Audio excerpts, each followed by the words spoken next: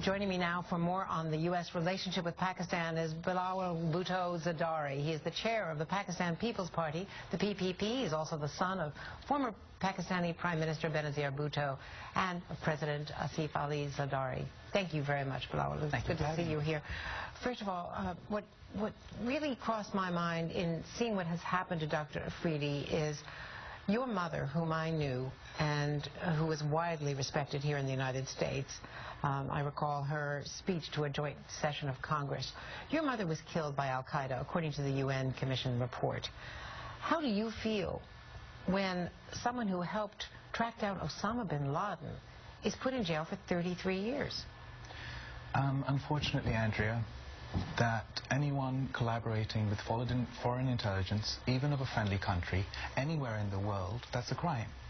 Look at the case of Jonathan Pollard here in the United States, where a U.S. court convicted him for life imprisonment for spying for Israel. At the same time, Pakistan has suffered egregiously from these terror bombings, these killings. As Hillary Clinton says very often, Pakistan has suffered from terrorism as much as the United States has suffered. So why wouldn't you view this man's work something that's honorable? And why wouldn't Pakistan explain who are the people who helped cover up for bin Laden being there for so many years, hiding in plain sight? Well, we have an independent judiciary. Actually, the democratic government of Pakistan restored an independent judiciary for the first time in our history. And it's up to them to, whether I wanted him out or not is irrelevant. I can't put pressure on the judiciary to decide either way. As far as to the explanation as to why Osama bin Laden was in Pakistan, we formed a commission on that, and I have full faith that they will come to the truth of the matter and we'll find the people responsible if, in fact, they are in Pakistan. Do you believe that it was possible for him to be hiding in a military community without some complicity from Pakistani officials, whether in the intelligence community, in the military, or somewhere in the government? Well, the United States found a treasure trove of evidence in the Abbottabad compound, none of which point to any link between Osama bin Laden, the Pakistani government, the Pakistani army, or the Pakistani intelligence agencies. Now, the other big issue, which has caused quite a division between the U.S. and Pakistan, your father, the president, was asked to come to the NATO meetings.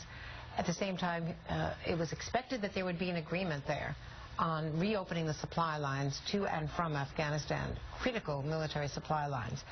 Well, once he got there, he did not get a one-on-one meeting with the president because that agreement did not materialize. And there's a lot of concern that the demands from Pakistan for payments really amount to extortion for these trucks going in and out.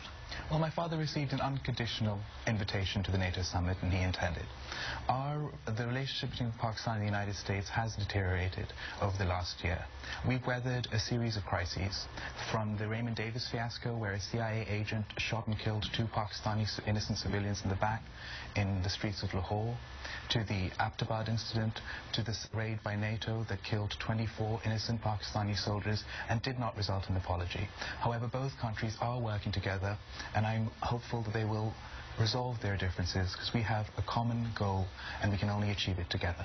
Does there have to be a formal apology for that raid, which the U.S. decided that there was a fault on both sides? There has not been a formal apology. We know for 5 or 6 months this has been debated and negotiated even within the U.S. government. Does there have to be a formal apology before those routes will be reopened, do you believe, at what we would consider normal rates? I think that an immediate apology was the humane, appropriate thing to do. I'd like the American public to consider what their reaction would have been had 24 American soldiers been killed in such a way on the border with Mexico. I think an apology would have been appropriate. Is it too late now? It's never too late for an apology, Andrea.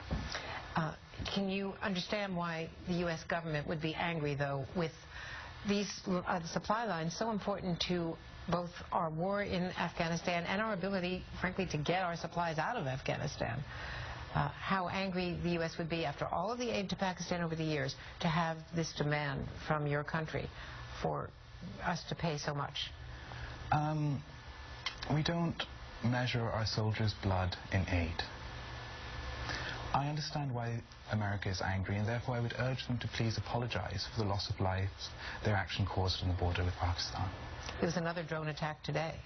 Yes, there was, and the continuous carpet bombing of Pakistan by drones is not only counterproductive in the war on terror, it's also an egregious violation of our sovereignty and must end. It's a violation of the U.S. War Powers Act as well as international law.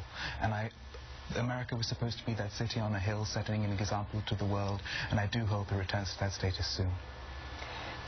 Do you acknowledge that the drone have helped really battle al-Qaeda in a way that, frankly, Pakistan's government was not able to? You never had control over those territories. I actually completely disagree.